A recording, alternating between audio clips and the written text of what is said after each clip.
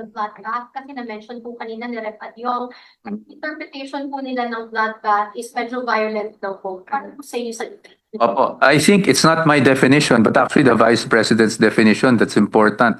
And she already said this, not just recently, but even last year, kung ano ba yung ibig niyang sabihin nung sinabi niya yung bloodbath. Ang ibig sabihin niya doon ay yung sariling dugo niya, yung tataga dahil siya yung nagiging subject nitong impeachment proceeding na ito. And that was clarified further when last week pumunta siya dito na sinabi was bloodbath was actually herself.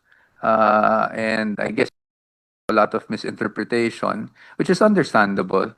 But I think the Vice President has since clarified that for the public. Bloodbath hindi para makapanakit. Definitely hindi. Wala naman pong ganyang insinuation ng Vice President. In fact, last year pa lang, nung unang round ng impeachment, hindi ba? Sinabi kaagad niya na what I meant was with bloodbath was my blood.